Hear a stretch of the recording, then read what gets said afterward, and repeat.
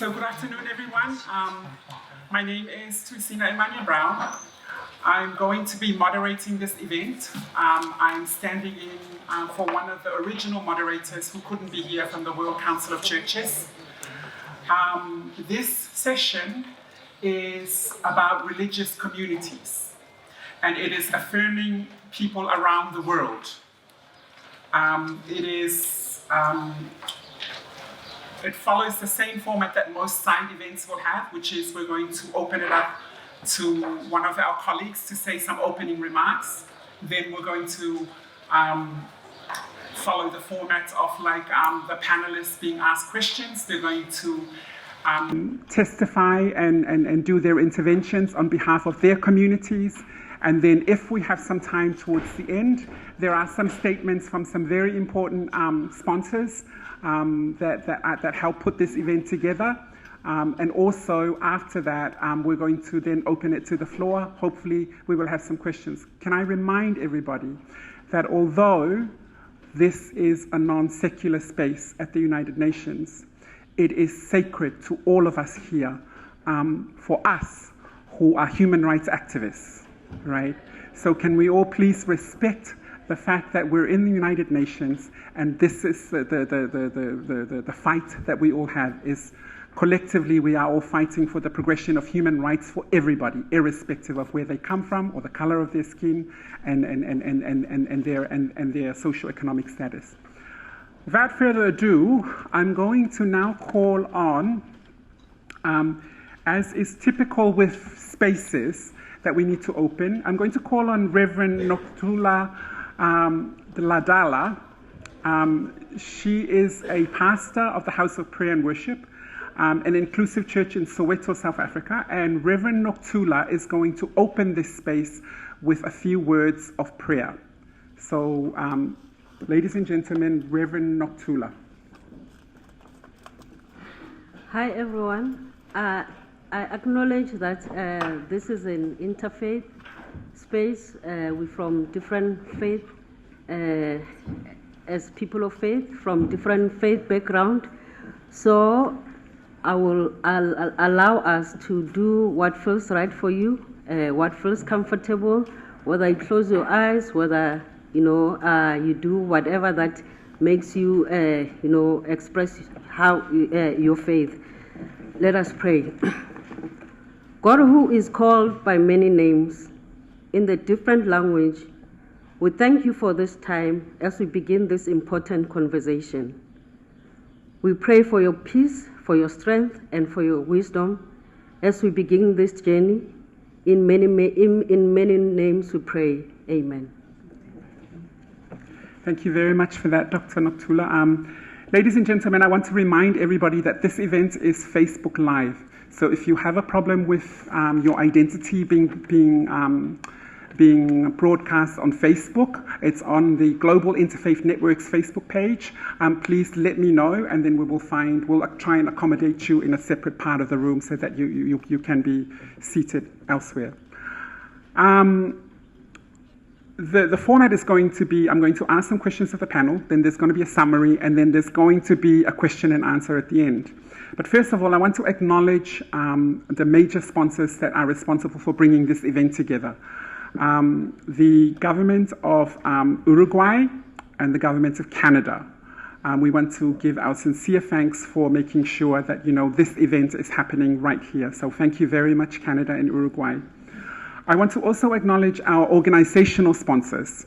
These are the organizational entities that have been able to throw their support behind ensuring that the activists and the faith leaders and faith workers that are on our panel today are able to attend this event. So ACT Alliance, Article 19, ASEAN Sogi Caucus, the Coalition for Sexual and Bodily Rights in Muslim Countries, Franciscans International, Free, Jinsogi, ILGA World, Muslims for Progressive Values, RFSL, and RFSU. And if I've missed anybody, I sincerely apologize, and it will be on a Facebook statement later. Without further ado, ladies and gentlemen, I'm going to introduce our... Do you want the panels first? Oh. I'm going to introduce somebody who is very close to the movement. I'm going to invite him to come and give the opening remarks for this side event. Ladies and gentlemen, I'm going to give you Andre Duplessis, the Executive Director of ILGA World. Thank you, Imania. We're here today in a secular space, the seat of the United Nations Human Rights Council, which is committed to upholding the fundamental principle that human beings, in our fantastic and very complicated diversity, that we are all born free and equal in dignity and rights. Human rights is not the only framing under which peoples of the world understand that all are equal, included, respected, and loved. At their core, faith and religion are another one of those places where this message is, or at least should be, and I think we can all attest to the should there, should be preached and hopefully also practiced as a universal truth. And yet, despite inclusion and love and universally at the core of being human, mentioning the letters LGBTQI, etc., can send both diplomats and theologians into quivers of nervousness, into fraught and calculated strategies of exclusion and of complicated defensive and offensive tactics. Are we LGBTQ people really that scary? I wonder if too often we have stopped talking about the people. We speak of abstract isms rather than real individuals and communities. And I'm so glad that today we will hear from persons of faith from real communities who will share with us some of their joyful and challenging journeys on engaging with questions and people of diverse sexual orientations, gender identities and expressions, and sex characteristics. An inclusive faith perspective on sexuality and gender can be a profoundly beautiful space that we can all learn from in how we have discussions, even here at the United Nations. If held respectfully and honestly, they can collectively take us to our deepest core as humans, where we face some of our own most intimate existence, perhaps feeling naked, exposed and vulnerable in front of others, ourselves, and also God. This space is an odd gift in its very vulnerability, a place that challenges us to be fully open and to love with all our heart and our soul and our mind and our bodies. Sexuality, gender identity, for some, even to speak or hear of these things may provoke embarrassment, awkwardness, guilt. But we must listen to the stories that must be shared. We need to hear perspectives that are different from our own, and especially from those who are voiceless, marginalized, or silenced. And we must enter into ever more respectful and challenging dialogue. For people of faith are compelled by love to communicate with those that we find different. For such listening to be truly respectful, it is necessary to momentarily perhaps suspend judgment. To listen respectfully is in itself an act of acceptance.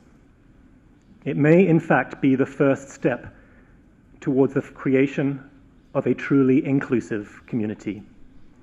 I invite you to do that today, all of you. So yes, here today, this is, of course, a secular space, but I think you know already that it is also a sacred space as we listen and as we learn. I'm really looking forward to hearing from all of you. Thank you. Thank you very much for that, Andre. Without further ado, I'm going to introduce our esteemed panelists and speakers this afternoon. I'm going to start from my right. Ladies and gentlemen, Bokra Belhaj Hamida. Boshra Belhaj Hamida, Member of Parliament of Tunisia and President of the Commission on Individual Freedoms and Equality. Ankit Guptani is a gay rights activist from Mumbai, founder of Queer Hindu Alliance, and is working on inclusivity in classrooms, workplace, and faith. And then we have the Reverend Dr. Brent Hawkes, former pastor of the Metropolitan Community of Toronto, Executive Director of the Rainbow Faith and Freedom Movement, an LGBTIQ activist, and is based in Canada. We have Yulia Dewey Adrianti, queer woman, involved in different projects on interfaith, youth, and queer, and is based in Indonesia. We have Reverend Noktula Daladala, pastor of the House of Prayer and Worship, an inclusive church in Soweto, South Africa, and also working on a project with lesbians and gender non-conforming individuals called Ashes to Purposes, and is also a global ambassador for the Global Interfaith Network. And last but not least, we have Father Thomas Ninan, priest of the Indian Orthodox Church, working for the National Council of Churches in India as part of the HRC project, which engages churches and theological colleges on inclusivity in respect to sexuality and gender identity. So on behalf of everybody here, a very warm welcome to our panelists and our speakers this afternoon. If I may, I'm going to be asking each of our panelists 3 questions.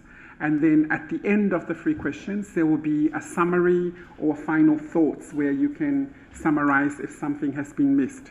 So I'm going to start off with probably from down that end with Father Thomas Ninan. But I also want to remind the audience that amongst our panelists, it's not just faith leaders, it's also faith workers and also individuals who are working in the political space. So you'll be hearing a mixture of messages, not just about faith, but also some messages around the political space from Boshwa as well. So Father Thomas, the first of the 3 questions is, so you're a person of faith. You're a faith leader, and faith and sexuality, as we all know, is a very combustible and explosive mix. So the question is, how did you arrive at this moment in your life as a faith leader, working with people of different sexual orientation and gender identity?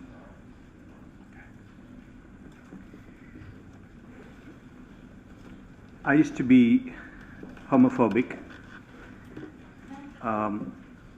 in my approach towards sexual orientation, same-sex orientations, till the year 2009.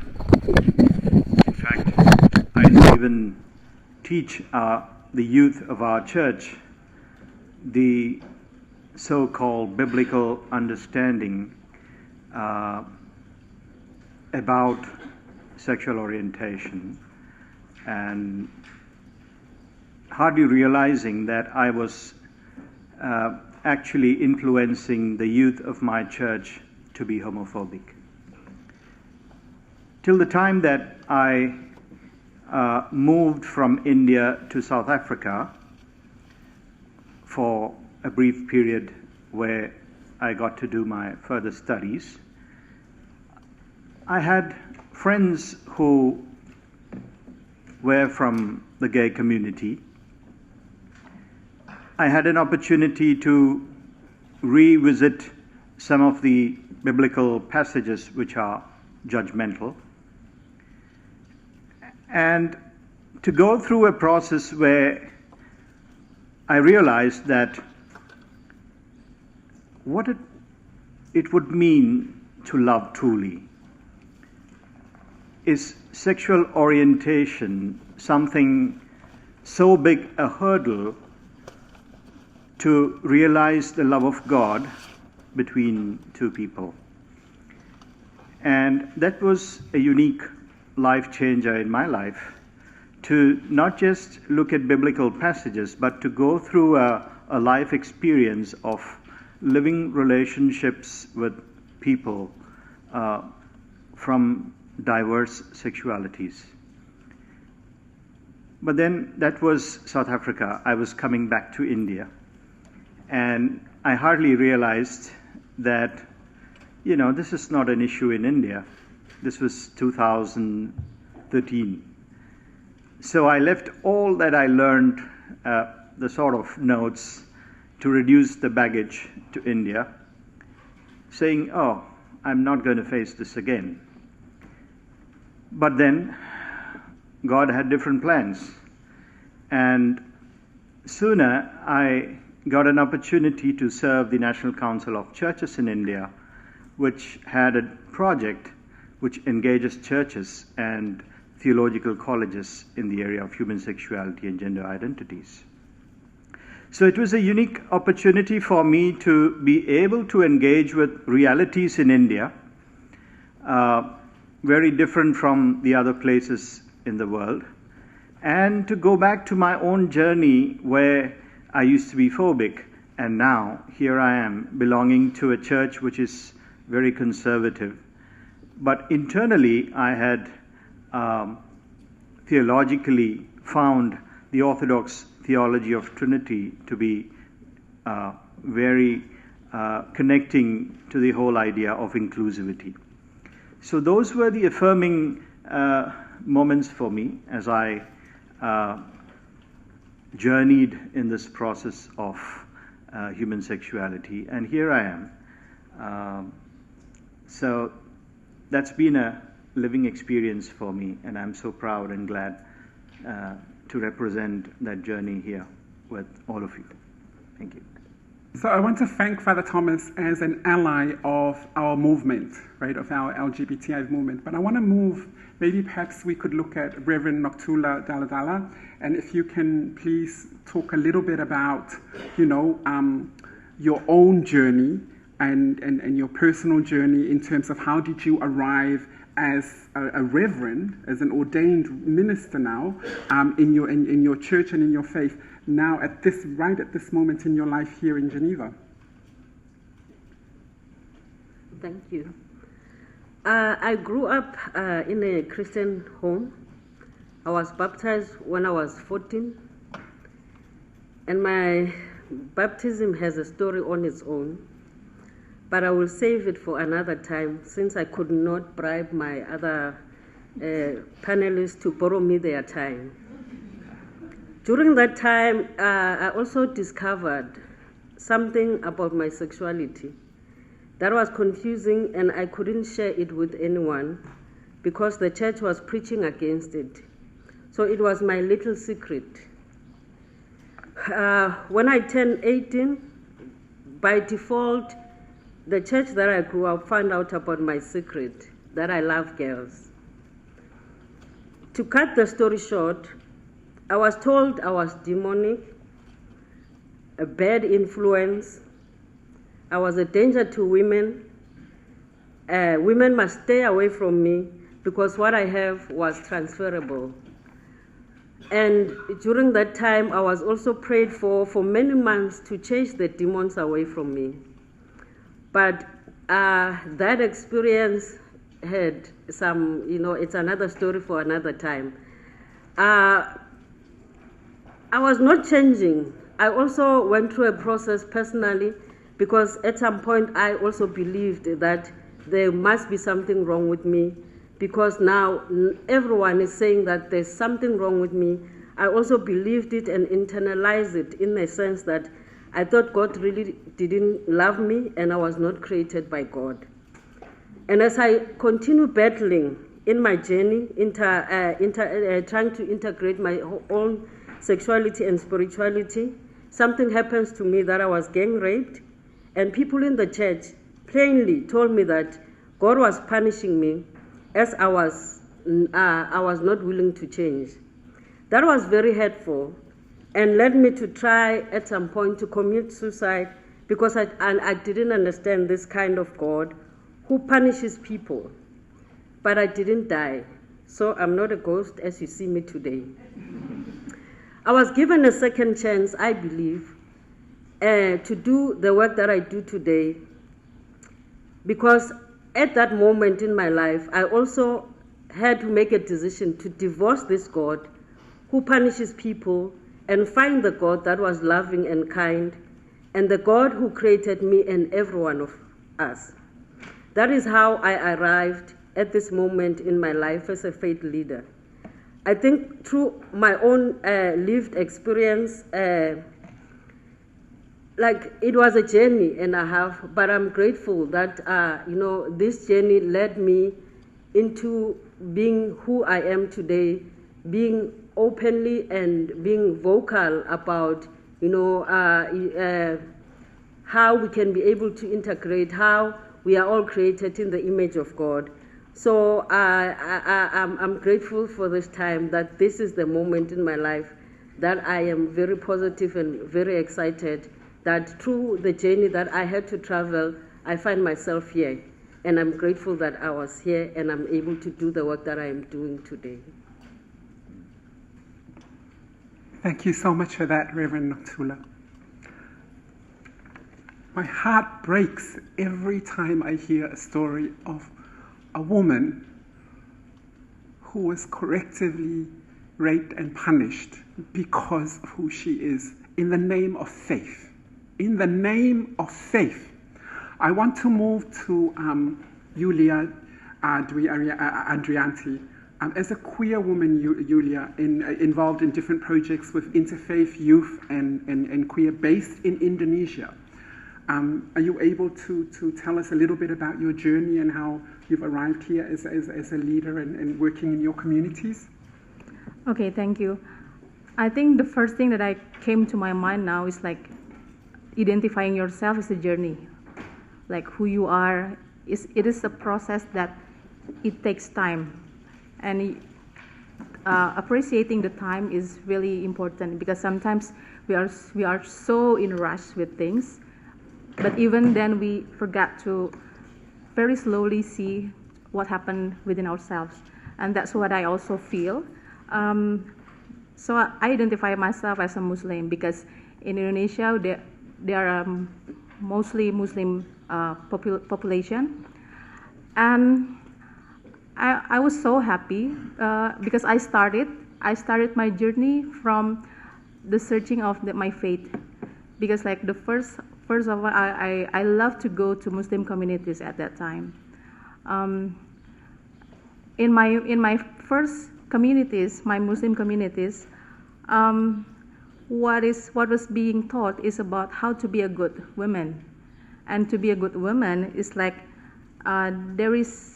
you should wear hijab, for example, and also you should obey your fathers, your male person, but then it will come to the idea of faith, of what we call as iman. So iman means that you believe, but then you don't question at all. Then I compared to other Muslim communities, and I found it very differently. I face a group that see iman in different way. Like when you believe something, then you need to search of that. And it makes me very comfortable at that time, because I joined with this incredible Muslim communities that believe that if you want to believe something, then you need to question it. And that's what the Prophet Muhammad also received. Like the first verse that he received is the first of Iqra, means read, that you have to read. So like imagine at that time that Prophet Muhammad was like cannot read, but then like why the first came with the first verse as that you need to read. Then I reflected in that it is part of your reading yourself, reading your society, reading what happens in your surrounding. So I feel so comfortable in that communities. Then I have figured out that actually there is another perspective of iman. But then it was difficult to talk about sexuality, including about same-sex attraction. And in that space, I felt that I need to continue my journey because it was quite difficult to talk about it. And then I went to the LGBT communities because we have like a very vibrant civil society there. I met LGBT communities and LGBT organizations. But unfortunately, when I came there and discussed about what do you think about religion, what do you think of God, what do you think of Islam, they say that, well, it is a taboo topics. So like, you can discuss about sexuality, about sexual pleasure, about like violence that happened to LGBT people, but then when it comes to the discussion of faith, people kept silent. And I think in that moment I felt also a little bit different. So like when I come to the LGBT communities, I found that there is a big discussion about sexuality which is never been discussed in a mainstream society. But then if we come to the discussion of God, religion, it was so difficult because I realized that there are many religious trauma around that. So then I tried to read. I tried to read books and tried to expanded my mind. That actually there are many terms, many ways how to narrate yourself, how to identify yourself, including when I came to know the term queer. So in that phase, I feel queer means that I can destabilize my identity. So like sometimes when you are so strong in the society that you declare yourself as a person with certain of religion or person with, for example, like say that you are Muslim, then you tend to stabilize it, and then you forget that you are not only Muslim, but also you have another identity as women, as a person with who have like many experiences towards your life. And also when it comes to the LGBT, it's also same. It's also happened to the same thing that there is no single version or single narration of how you define yourself as a person who have same sex or you have attraction to same gender, same sex, etc. So in that way, I feel that queer is like a very comfortable way of me to define myself. So I don't have to say that I left my previous experiences as a person, as a Muslim person, because in my Muslim tradition, we are taught to question about everything, including our own identity. So from there, I think that this is a journey that I have as a queer woman, and maybe not all people will recognize or will understand about it, but I think that is a process to informing, to explaining, and then people who wants to listen to our explanation. So that's what I can share to all of you. Thank you so much for that, Yulia. So we've heard from an ally. We've heard from two incredibly strong women in the Global South who are carving out their own positionalities to create safe spaces for their identities and the people that they work with, the context that they work with. I'm wondering now, from a global North perspective, Reverend Dr. Brent Hawkes, if you can talk about your experiences in terms of how you become a faith leader and where you are right now. Thank you. First of all, I want to thank Jen for hosting this panel. I think it's crucially important that this topic be raised. I want to thank the Canadian government for paying my way here. And I do have brochures afterwards if you want to find out more about what I'm doing, and business cards are here at the front. Okay, that's the advertising. I want to begin by challenging a little bit the presupposition for the question. I don't think that spirituality and sexuality are a combustible mix at all. I think that spirituality and sexuality are a perfect mix, a necessary mix. And to be fully healthy and fully whole is about bringing our spirituality and our sexuality together. The combustible part comes from what religion has done, particularly with sexuality. And so many of us who are LGBTQI are forced to choose between our spirituality and our sexuality. We want to become spiritual but not sexual. That works for a little while, until puberty. And then we want to become sexual and not spiritual, and that works for a little while. And so we go back and forth through this challenge. The difficulty is that most religions of the world are not just anti-homosexual, they're anti-sexual. And so most of the religions of the world have a problem with sexuality in general. In the 1970s, the United Church of Canada was asked to do a study on homosexuality. And after 6 months, the committee came back and asked for their mandate to be changed, because they said, we don't just need to study homosexuality, we need to study human sexuality, because the church has a problem with sexuality, period. I was raised a strict fundamentalist Baptist, and in that, growing up that way, I developed a very personal relationship with God. God was my best friend. God and I didn't have a problem. It was the church that I had a problem with.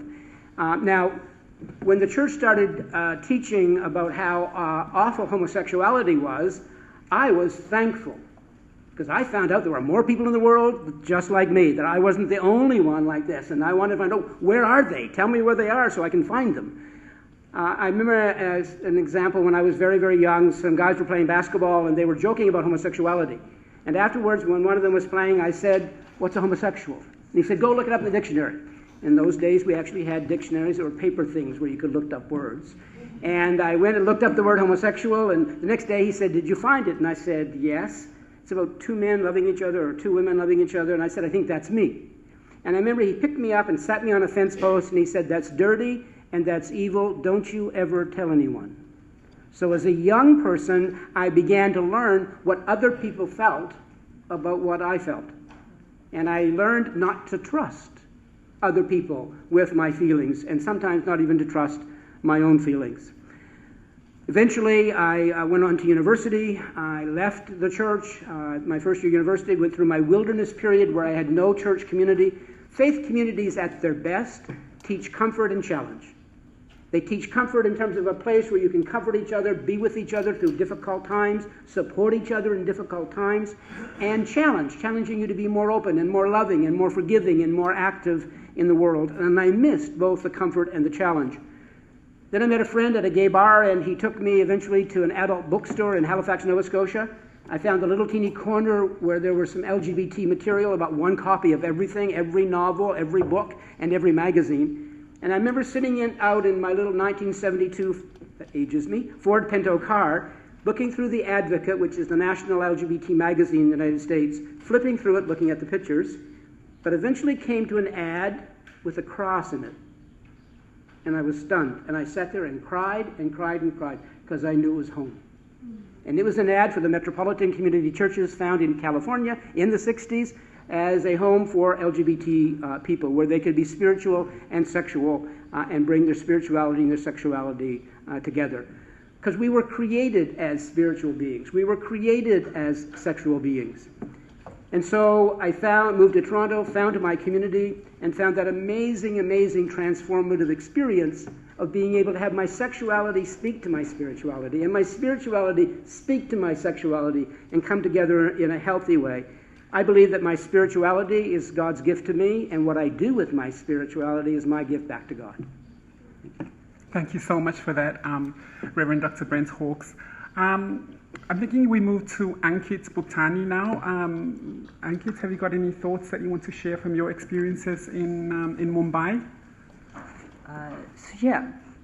Growing up as a traditional Indian Gujarati person, I remember my mom taking me to temple. And every time she will ask me to perform this one Hindu ritual when we visit temple. And that ritual is, we enter a temple and we go around the deity before we bow down to it. So we enter the temple, go around, look at the deity from different perspective and bow down. Me as a little kid always asked my mom, why do we do that? If we just have to bow down to God, why have to do all this? I have to do exercise before bowing down. My mom was like traditional but not very religious, so she did not give me a perfect answer to that. But growing up gay helped me to reach to the answer to that question. And that is, in Hinduism, we bow down to deity and God after we look at the truth from a different perspective. And it helped me to accommodate my sexuality and spirituality. However, it took me only 40 seconds right now to give you this answer. But in reality, it took over 2 years of struggle. As a teen gay man in Mumbai in India, studied in regional medium, Gujarati medium school where no English literature was available. My whole world was limited to the limited information shared to us.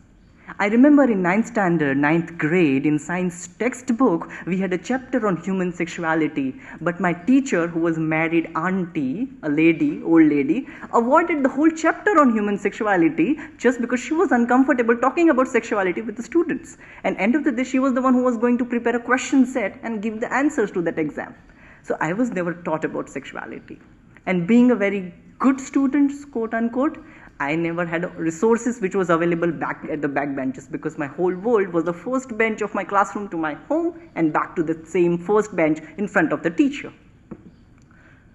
When I discovered my sexuality, and I use the word discovered well deliberately because I personally feel and strongly believe that it is something which is always there and one discovers it. So when I discovered my sexuality age of 16, I was shocked, and more than shocked, I was broken because I could not relate to a single story around me.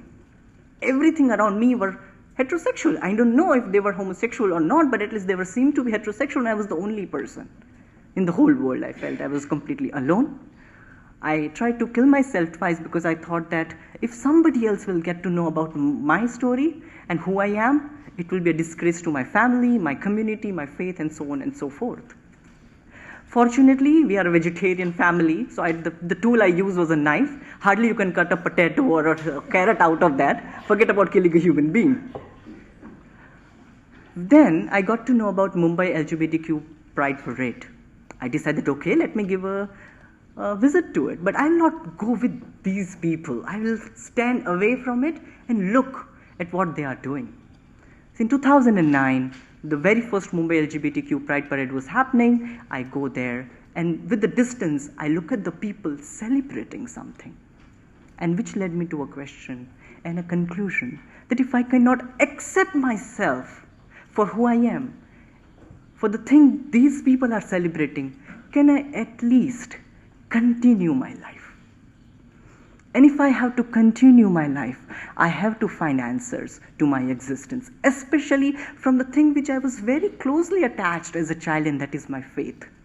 And then I started doing my own research on what does my faith has to say about my sexuality. Again, it was an individual alone journey because there were no resources available. There were nobody available, no gay-friendly temples or organization or gay bar or institutions which were talking about my faith and sexuality. And I did my research, and finally I reached to the truth that the God Almighty has created a diverse world which has place to everyone, including myself. So yeah, here I am. From the 2019, when a kid was afraid to go and visit Mumbai Pride Parade, to today I am one of the co-organizers along with many other people who are organizing Mumbai Pride Parade since last 8 years and have been working on inclusivity at workplace, inclusivity at classrooms, and inclusivity in faith. Thank you. Thank you very much for that, Ankit. And I think to round off the discussions on the first questions, I'm going to bring in the second of our allies in this panel, the Honorable Bochra Bel Haj Hamida from Tunisia, to maybe talk a little bit about some of the political implications in her journey as an affirming, politician who works in that space. Bonjour tout le monde, je vais parler en français. Je pense qu'on ne peut pas être féministe et ne pas défendre. Je crois que je suis venue à défendre les libertés individuelles et notamment la liberté, la protection des personnes qui sont parfois menacées à cause de leur orientation. Je crois que je suis venue à ça par le féminisme. So I've come to work on the issues of human rights and human dignity and inclusion from the simple fact of being a woman, being a straight woman, and being a feminist. That's really the lens through which I came into this work. parce que le féminisme, c'est d'abord la prise de conscience que la société patriarcale veut avoir la main sur le corps des femmes, le contrôle des corps des femmes, mais aussi le pouvoir au sens économique, au sens politique, tous les pouvoirs. Et pour moi, c'est pareil pour les personnes qui sont d'orientation sexuelle, qui est différente de ce qu'on appelle dans nos sociétés la majorité. Donc pour moi, c'est la même chose, c'est cette volonté de la société de contrôler l'être humain et de contrôler son corps et de contrôler toute la société. And through my work as a feminist and through my research as a feminist, I came to realize the impact of patriarchy. And not only on the relationship between men and women and the supposedly superiority of man, but that deep wish for control over human beings' bodies in society, and including women and including all the LGBTI community as well. Et je vais vous dire quand même que la première fois où j'ai parlé publiquement de la question des LGBT, c'était en France à l'occasion du Forum social européen, je crois que c'était en 2003, et j'ai parlé au nom des femmes et des hommes qui dans le monde arabe ne pouvaient pas s'exprimer sur cette question, et j'ai été agressé par une partie de la communauté LGBT parce qu'ils m'ont demandé de quel droit vous parlez en leur nom, et non qu'à venir. Alors je leur ai répondu,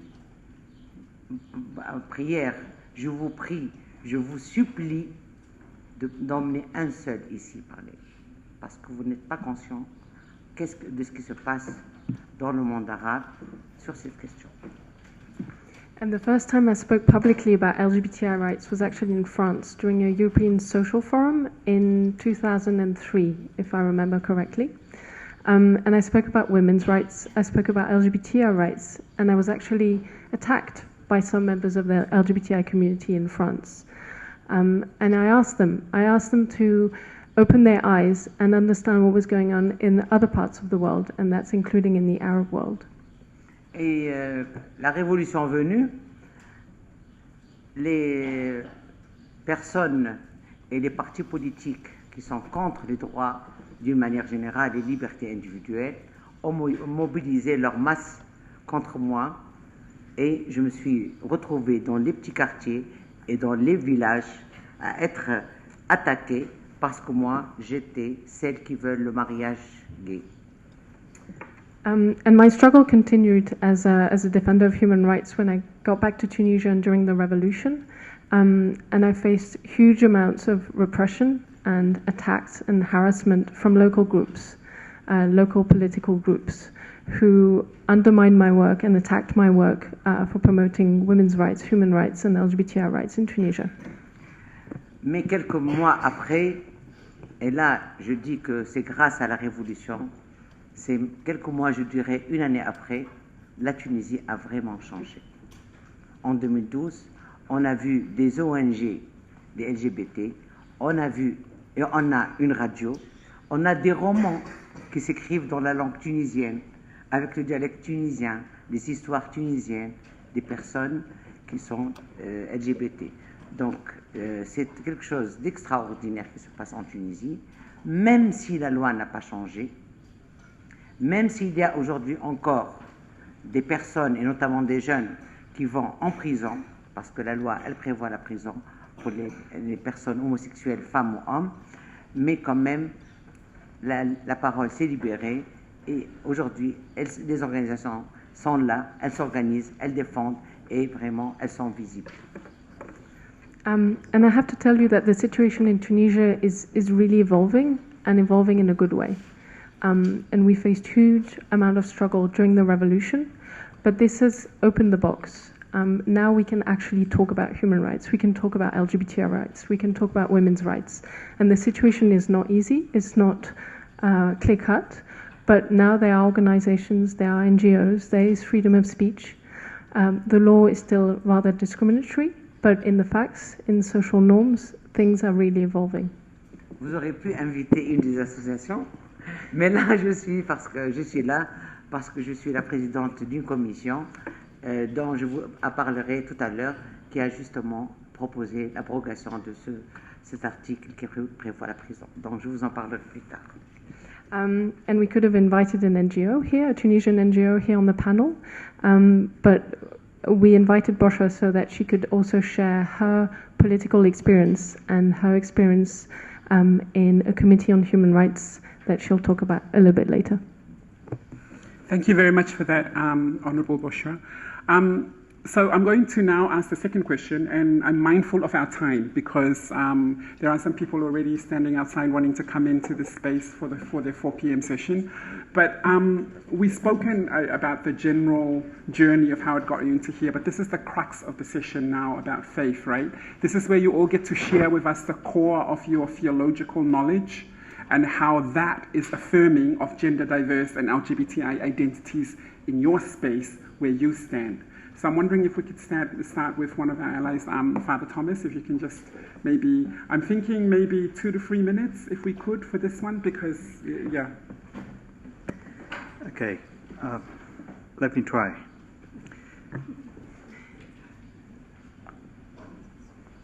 One of the challenges that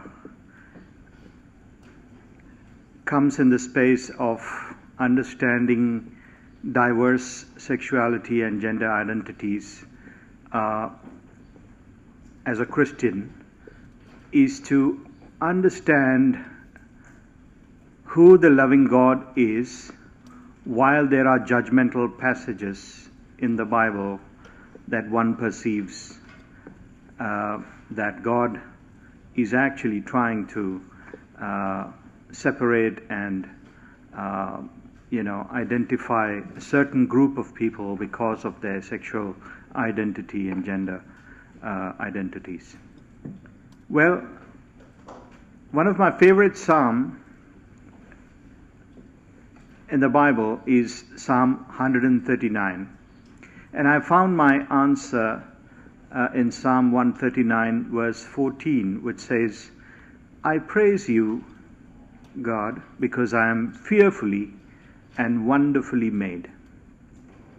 I praise you because I am fearfully and wonderfully made. And that made more sense to me than trying to understand binary formulas that comes out in the first book of Genesis. And so, theologically speaking,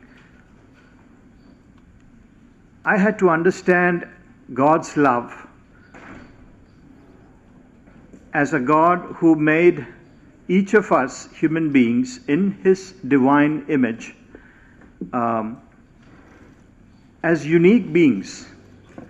And sexuality is not something that was not in His plans.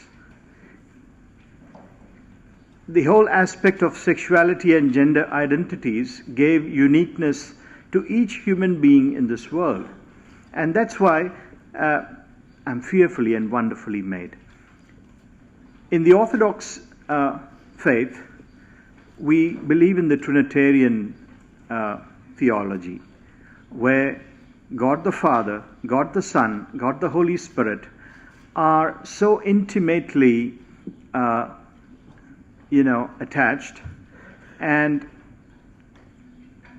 the church as the bride is asked to follow the Trinitarian faith. What does that mean? That we follow the love of God as God practiced the love in the Holy Trinity.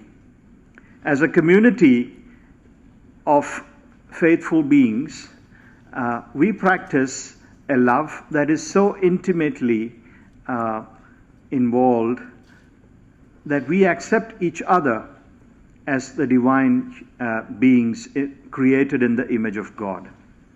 And so we give emphasis to that divinity that is there in each of us as human beings, as God would have given it to each human being.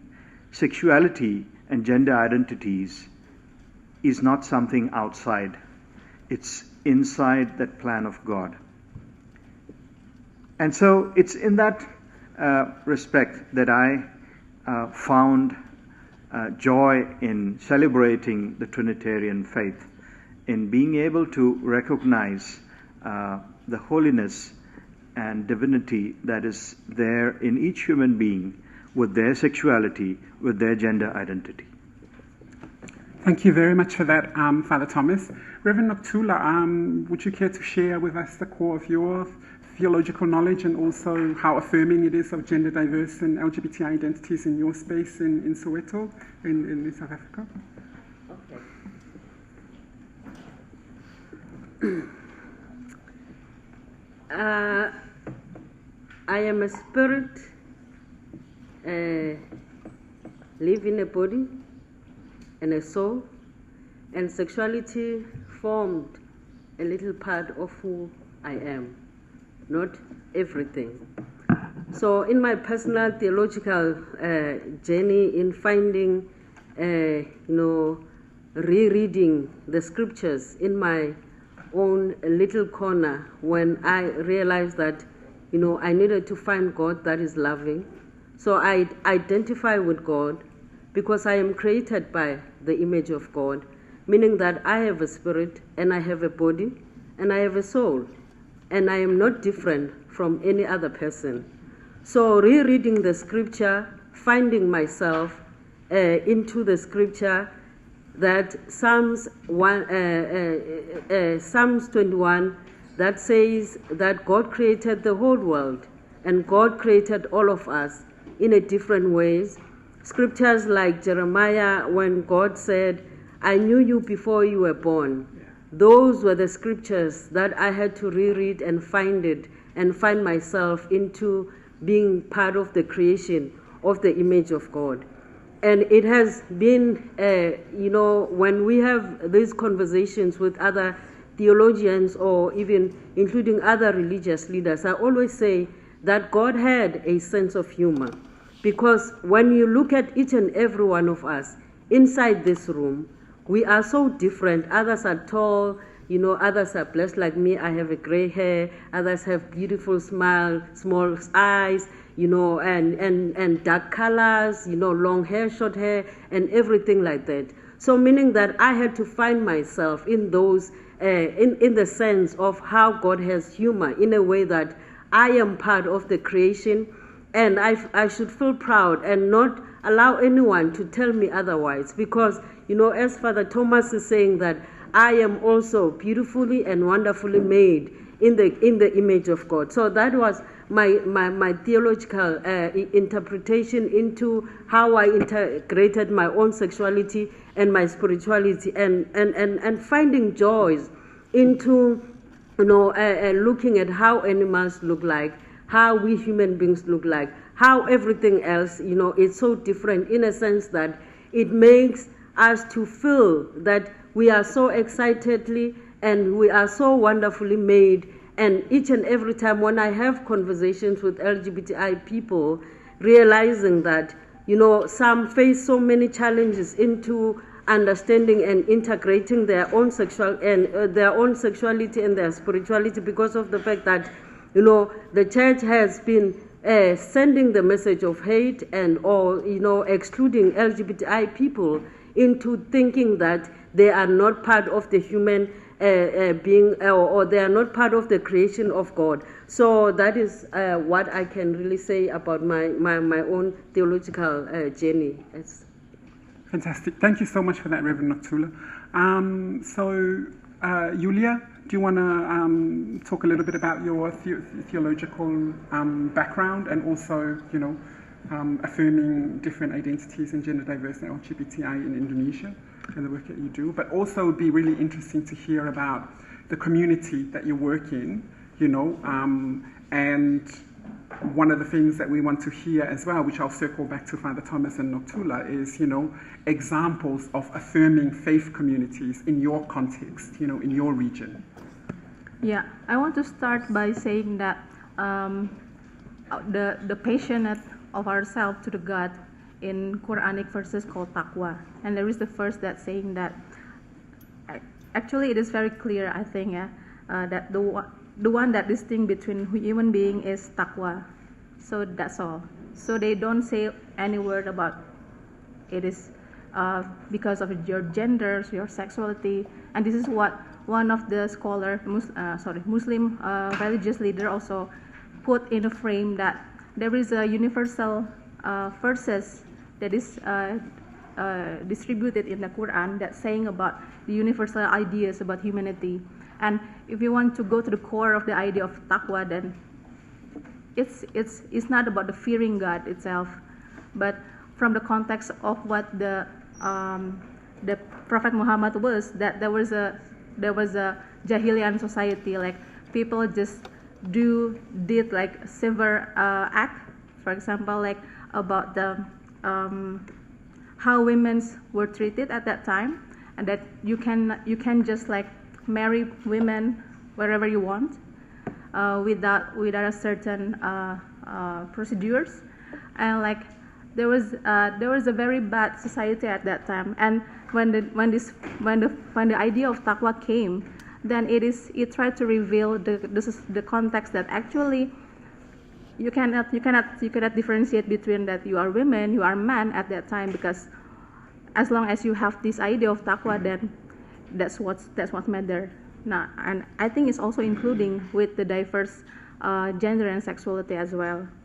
And I think back to the context at that time, there was many oppression during that time in Arabic society at that time. And I think the idea of the Islam is trying to deconstruct what happened in the society. And because we have the idea also about the Rahmatan lil Alamin, that actually that Islam should be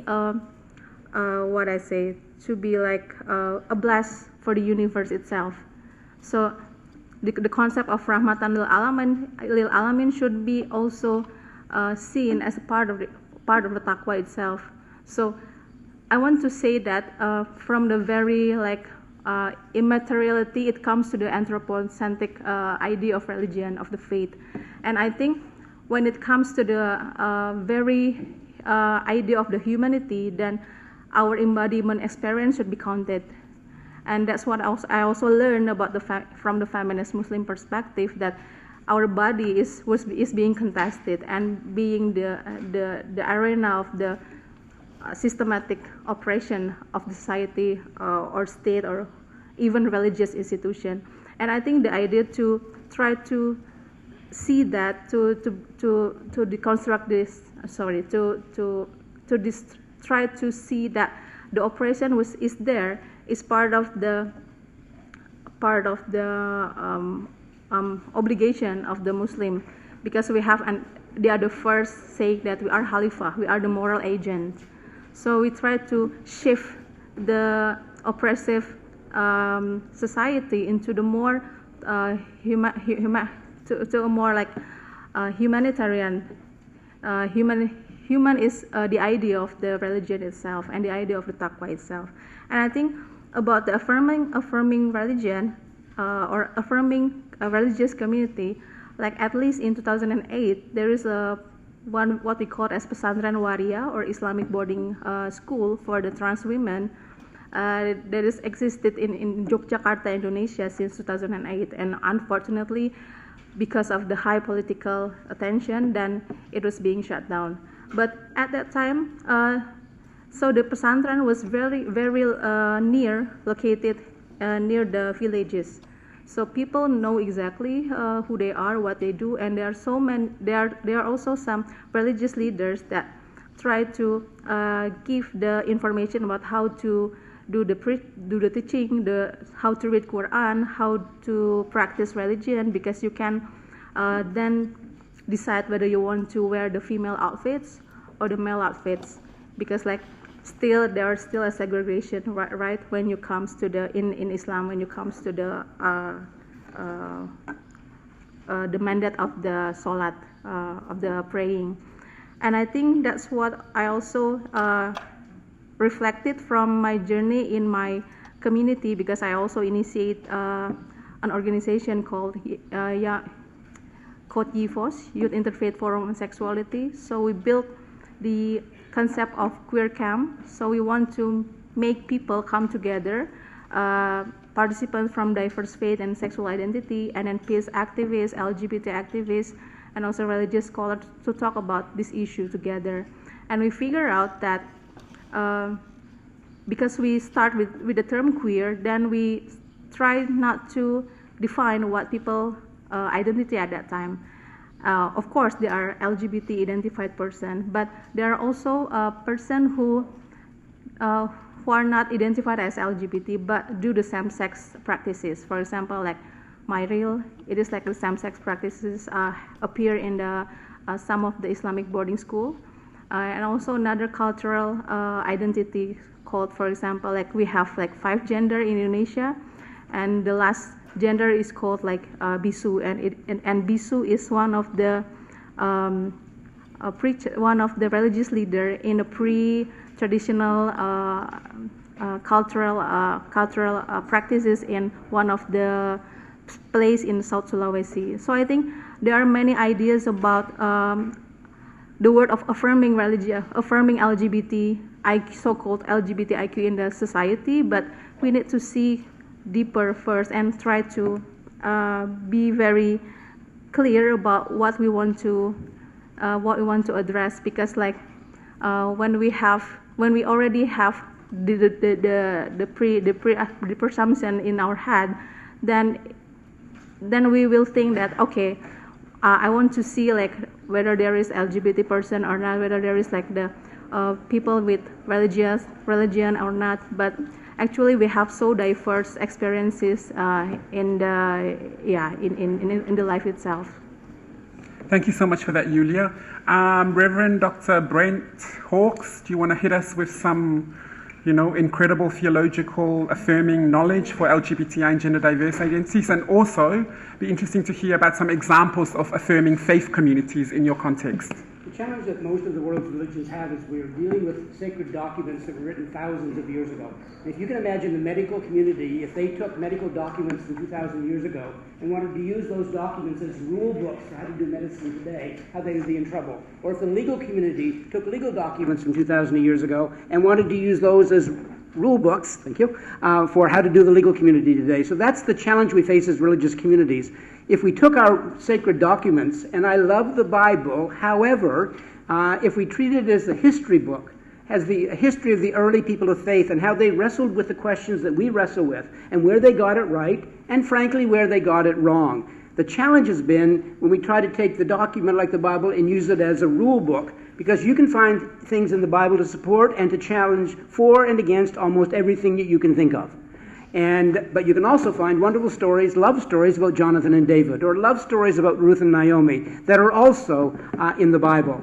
Whenever the religious right are able to frame an argument, God versus gays, we lose the argument, and it drives more and more LGBT people away from religious communities. So it's very important to lift up the positive examples, not only in Scripture, but also to lift up the positive examples of faith communities around the world. In Canada, we have the United Church of Canada, which is the largest Protestant denomination in our country, that is fully affirming, welcoming of LGBT people, ordaining of openly gay people, supporting gay marriage. The Anglican Church in Canada is moving also in that direction. The Presbyterian Church in Canada just approved becoming fully affirming in Canada. We have the liberal rabbis in terms of Reform Judaism that are unbelievably accepting in Canada, and we have the Unitarian Church in Canada that is fully accepting all Unitarian congregations that had to go through an affirming process. The key to this is having a process where local faith communities can wrestle with the issue in those local faith communities, and when that happens, you see the communities change. Thank you so much for that. Ankit, I'm wondering if you can add, as a person of faith, in your context and your theology, and also, some examples of like LGBTI and gender diverse affirming work around your context. Sure, thank you. So as I started my first answer to my first question with the example of Pradakshina, I want to continue with that, and that when you enter the temple, when you look at the truth from a multiple perspective, we are receptive and understand that there is not only one truth. The truth can be seen and understand, accommodated from a different perspective. If I am not able to understand your perspective, maybe we are standing at a different point of view, looking at the same truth. So this is for the crux or small one-liner about Hinduism is what I would like to present. Hinduism primarily divides all human acts into 4 categories. First is dharma, loosely can be translated into responsibilities, artha, which is act related to wealth generation and prosperity. Third, kama purushartha, acts related to desire, and fourth, moksha, acts related to liberation. So as you can see, the religion as Hinduism has all 4 dimensions. It does not go away from the kama purushartha, the acts related to desire, which includes sexual desire, which of course includes homosexuality, heterosexuality, and everything in between. And that is why we have religious text, repeating it, religious text talking about human sexuality. Not just that, religious text talking about how you can have an amazing sex. Kama Sutra is very well known for it, or our temple walls of our temples are very well known around the world for it, and we get lots of tourism for that. Thank you, God. But what happens is that at the end, when the dharma purushartha or a moksha purushartha, that means the act of duty and an act of liberation dominates, the desire and wealth generation, human experience are neglected. So we need to understand when we talk about Hinduism that there is a complete inclusivity of all human experience from the faith point of view. And that is the truth which I reached to after my research. And from the ancient Sanskrit text, today in English we just have few limited words, my dear, like gay, lesbian, bisexual, transgender, queer, and like few more. Not more than 100 for sure for human sexuality, right? I have more than 69, actually 67, but just to give a funk, I gave it 69. 69 Sanskrit word from Indian original text dating back to 2nd century BCE, 3rd century BCE. Various type of human sexual expressions, queer identity and queer sexuality mentioned in Indian text. It's just that nobody talks about it. We need to talk about it. So at the end, I would say that what is Hinduism in one line? Because we do not have a one God, one text, one religious leader, I would like to say that if you ask 100 practicing Hindu, what is Hinduism for you? Combination of all their answers is what Hinduism is all about. We just celebrated International Day of Yoga, and I want to thank the whole community at UN for making that possible. And then we had one of our very well-known spiritual leaders, Sadhguru Jaggi Vasudev Ji from India at the UN on World International Day of Yoga. And he importantly talked about yoga of inclusivity. We have various Hindu faith leaders like His Holiness Shri Shri Ravi Shankar Ji of Art of Living Foundation, which has presence in over 150 countries, changed their all social media profile pictures in the rainbow color to celebrate the Pride Month. So these are the inclusive faith leaders talking about inclusivity and faith in India, and I'm proud to be part of it. Thank you. Thank you so much for that. And I think it's towards the end of our comments now from the panelists before we open it up to some statements from states and also some questions. I'm wondering if we can now ask the second of our allies on the panel, the Honorable Boshua, to finish off the conversation around, affirming political actions, that accept gender diverse and LGBTI identities.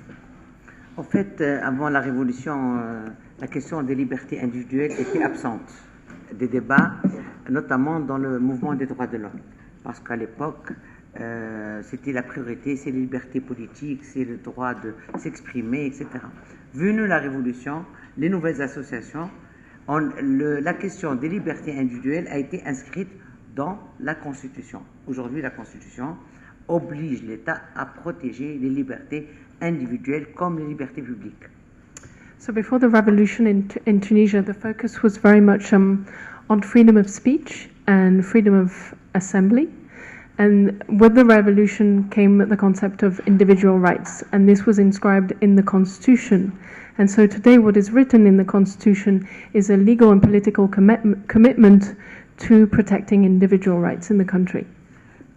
Et quand le président de la République a nommé la commission que j'ai présidée et nous a demandé de présenter des réformes sur la question des libertés individuelles, c'est-à-dire la garantie des libertés individuelles, et de l'égalité. Bien sûr, une des questions, c'était l'article 230, lequel pénalise l'homosexualité. And so Bushra was appointed by the government to be president of a commission on individual rights. La représentante de la République a nommé la commission. So Bushra was appointed by the president of Tunisia on a commission on individual freedoms and equality. And that commission was appointed to look into individual rights and the respect of individual rights in Tunisia. So as they were debating and discussing, the issue of Article 230 on criminalization of homosexuality came up. So the commission took some time to discuss the issue between them. Donc nous avons présenté le rapport de la COLIB, parce qu'on appelle la commission la COLIB, et nous avons mis l'accent sur, bien sûr, les droits humains, sur les traités internationaux, sur la Constitution, mais aussi on a introduit aussi la question de l'abrogation de cet article par la religion. Je ne sais pas si j'ai le temps de développer quelques arguments, mais je dirais d'abord, il y a des crimes qui sont sanctionnés par le Coran. On dit l'adultère, il y a telle sanction. Le vol, il faut couper la main. On tue, il faut couper la tête. Mais l'islam et le Coran parlent de l'homosexualité comme quelque chose qui est dégoûtante pour le Coran, mais il n'y a pas de sanction. Donc on leur dit, il n'y a pas de sanction. Pourquoi vous mettez une sanction? Deuxième chose, pardon. Sorry to interrupt. So when the Commission looked into individual rights and the protection of individual rights and looked at the criminalization of homosexuality, not only did they look at legal frameworks, international legal frameworks, but they also looked into the Quran and into religious argumentations. And they worked with theologians in Tunisia to find arguments against the criminalization of homosexuality. And the Quran is full of sanctions against adultery, against spying on your neighbor, but actually in terms of homosexuality, no sanction is provided for in the Quran. Donc l'origine de la pénalisation, ce n'est pas l'islam, c'est le protectorat ou le colonialisme français. Ce sont les Français, quand ils sont venus en Tunisie, pour bien sûr nous coloniser, pour eux c'est un peuple de barbares, de sauvages, etc. Donc ils ont introduit la pénalisation de l'homosexualité. Et ça on leur dit, parce qu'on trouve qu'on a souvent invoqué l'identité pour justement avoir ce genre de loi répressive. Alors nous, on leur dit au contraire, c'est notre identité qui refuse que le colonialisme pénalise l'homosexualité alors qu'elle n'était pas pénalisée avant l'arrivée des Français. And when we look at the origins of criminalization of homosexuality in Tunisia, it's actually not faith-based. It's not written in the Quran, but it stems from the French protectorate. And that's when criminalization came up. And that's really what we brought forward to the government through the commission, revealing that it's not an issue of local culture and local traditional values, but actually it comes from the outside and it comes from a foreign state. Le troisième argument, c'est que dans l'islam, il est interdit d'espionner les gens. Et d'ailleurs, je vais finir par une petite histoire. Le califat Omar a entendu du bruit. Il est entré chez les voisins, il a trouvé une femme et un homme en train de faire l'amour et de boire du vin. Il leur a dit, voilà, vous avez commis un péché. Et le monsieur dit au calife, vous en avez commis 3. Vous êtes rentré chez moi sans autorisation, vous êtes rentré chez moi sans me saluer, et vous êtes rentré chez moi pour m'espionner. Et donc vous avez fait 3 péchés. Et le calife lui a dit, vous avez raison, vous êtes pardonné. And Bushra ends up with a little story that comes from the Quran. And she talks of the story, and that's something. C'est le califat, c'est lui qui est venu, voilà, après le prophète et un autre, c'est le deuxième califat, le calife. And that's the commission brought that forward to the government, saying that if we're going to look at the Quran, we have to look at it carefully. And actually, let's look at this story where the Caliph Omar went into someone's home because he was hearing some things, and adultery was happening, and he said, you're not allowed to do this. And actually the owner of the house said, well, actually you've committed 3 crimes according to the Quran. You came into my home without my authorization. You spied on me. And you didn't even say hello to me. And these are 3 sins according to the Quran.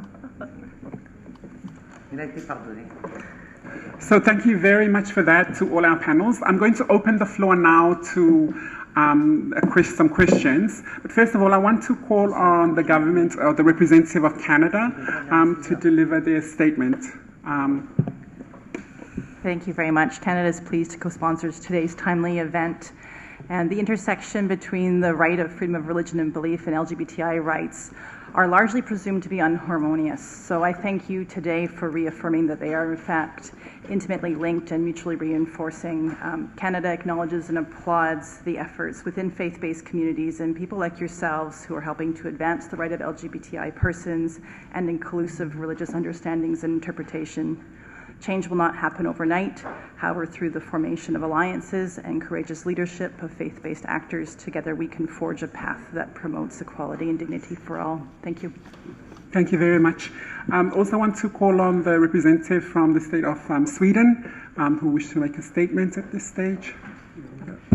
Thank you so much for this great panel. And as Reverend Lala, I think, said, God has humor, but this panel also has been very humoristic, though we have dealt with a very serious issue. And as my colleague from Canada said, the conversation today comes in very timely, as we all know, because we are about in the Human Rights Council to renew the mandate of the independent expert on sexual orientation and abuse, and this is not easily done. We need all your support.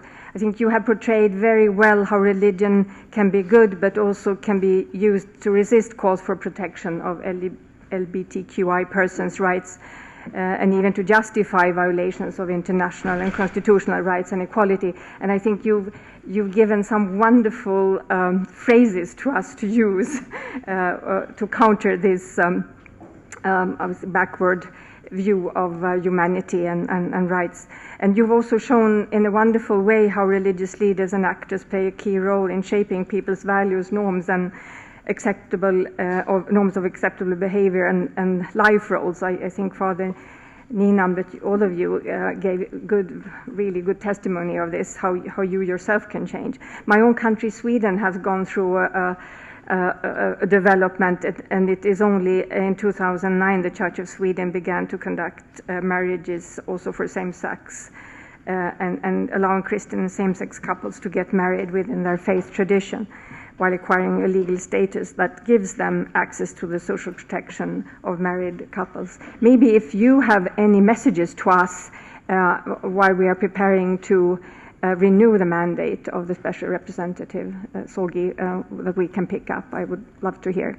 Thank you so much. Thank you so much. I'll call on the representative from Uruguay, who's one of our co-sponsors for this event, to make a statement. I would like to thank faith leaders and faith workers for sharing your personal experiences and views, and for your valuable contribution to have a more inclusive society. Also, I would like to thank Government of Canada for sponsoring this side event, and also thank activists, leaders, organizations, coalitions for your collaboration, and all of you for being here today. Thank you so much. Thank you so much for that. I want to also, I think the government of Israel is here and they would like to make a statement. Yes, first of all, I want to thank all the panelists for so many uplifting and interesting stories and personal experiences emanating from so many different cultures and religions. That's really, really enriching, and all these testimonies enrich, I think, not only religious communities themselves, but also the LGBT cause. And I want to give an example about this conflict of identities that religious LGBT people go through something that was verified in Israel. You know, in Israel we have these 2 cities with very particular identities, Tel Aviv and Jerusalem. Tel Aviv is this secular liberal beacon and Jerusalem is thought of as a very conservative, religious space. And also in Judaism, as in many of the faiths here represented, there are many attempts to reinterpret and to bring and to propose more inclusive theologies that allow for the embracing of LGBT people. First of all, we could think of the saying of "love your neighbor as thyself" as could be emphasized as a much more important quote than many other that criminalize LGBT and non-normative sexual behavior, as we could say. But as in Israel, this movement increases of religious Jews who discover their sexuality and seek for places to be included. The LGBT religious people have a harder time being included in the Tel Aviv LGBT community, where LGBT people conform to a certain standard of LGBT behavior. There's even said to be a kind of a patriarchy inside the LGBT movement. So it's interesting to see that for a religious person, LGBT person in Israel, perhaps it's easier to get integrated in the Jerusalem community, which is much smaller but still more open to this diversity.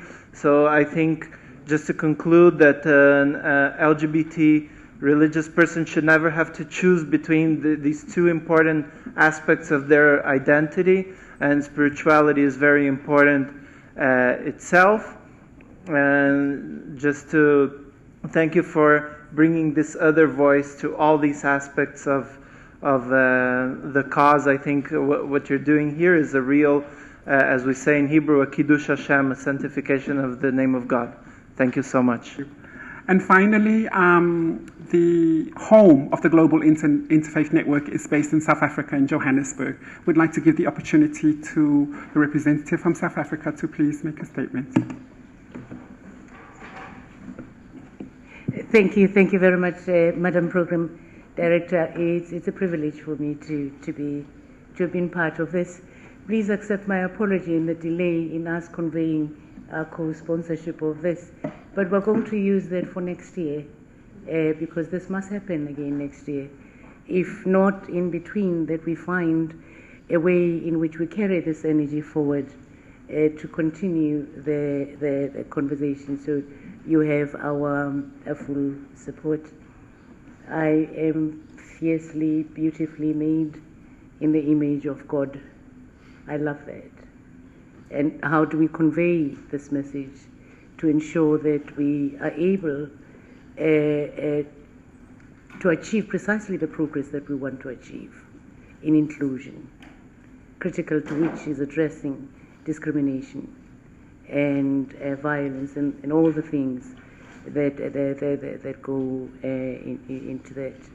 So to the independent expert, to Andre, I think maybe we should think between now how we use the momentum of this to go beyond people who are agreed, who are of common mind, to get those that have their own fears, those that have their own constraints, where politically, globally, the environment is not healthy. I believe it's in these spaces that we can create that. So what do we do in September? Outside of the Council, parallel, in tandem to the Council, what do we do in March? What do we do in June to keep the conversation going? I was saying to the independent expert, I had an experience that for me makes it imperative that faith is brought into this, or spirituality is brought into this. I was in exile with a fellow comrade at the most prestigious university. We fought apartheid, both of us. But he could never tell me who he was or who she was. She was compelled to hide it forever. Looking back, I cannot imagine the fear that he lived in. And to compel a person to live in a constant state of fear that if I were known to be who I am fiercely and beautifully made in the image of God. The world will collapse. She went back to South Africa and openly led as a transgender woman. However, the world wasn't prepared for that, and tragic consequences ensued. She died.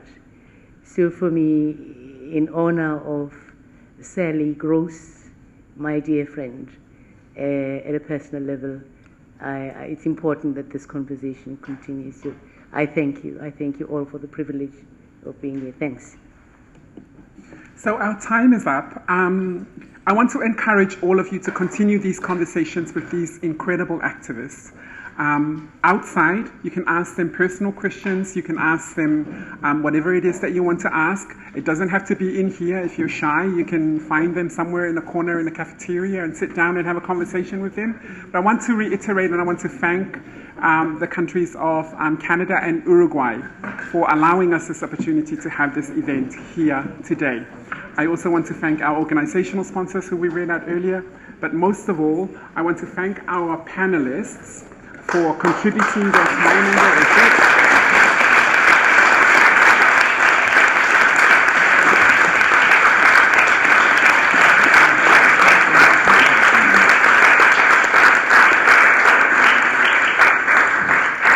Not just as faith leaders, but as people of faith and allies in this struggle. But maybe as a final word from our panelists, can I just hand it over to Reverend Brent Hawkes, who will, I'm so sorry to put you on the spot, but can you just sum it up in one sentence or just final phrase to close off our space? Sure, I would say particularly to the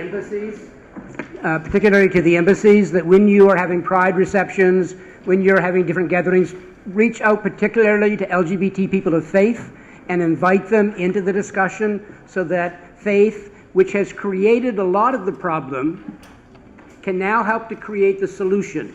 So inviting faith communities in, and I have brochures and business cards if anybody wants them. Thank you.